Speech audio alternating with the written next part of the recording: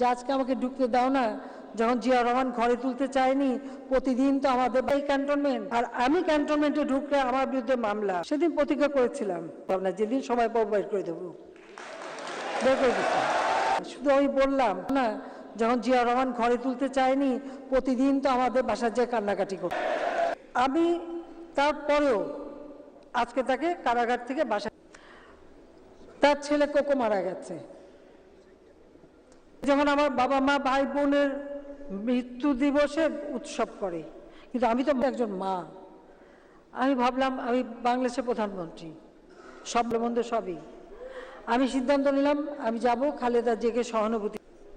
আমার তরফ থেকে আমার মিলিটারি সেক্রেটারি যোগাযোগ করলো, ঠিক হলো। যেই গুলশানে তার যেখানে ছিল সেখানে মুখের সামনে দরজা বন্ধ করে তালা দিয়ে দিল, আমাকে ঢুকতে দিল না। কত বড় অপমান আপনারা চিন্তা করেন। আজকে অন্য কোনো পড়তো কি করতো আপনারা চিন্তা করেন। সেখানে আমি বললাম যে আজকে আমাকে ঢুকতে দাও না, যখন জিয়া রহমান ঘরে তুলতে চায়নি। আমার বাবার বদৌলতে আমার স্ত্রী হিসেবে পরিচয় দিতে পেরেছ বলে বড় আগে জিয়া ছেড়ে দিয়েছিল। আবার নতুন গার্লফ্রেন্ডও ছিল, তাকেও সরিয়ে দেওয়া হয়েছিল এবং তার সংসারটা রক্ষা করে দিয়েছিল আমার বাবা।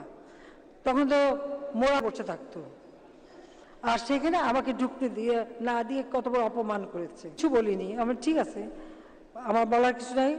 আমরা দেখতে পাচ্ছি ভিতরে তাদের সব নেতা, তাদের জাতির পিতার নিরাপত্তার একটা আইন করা হয়েছিল।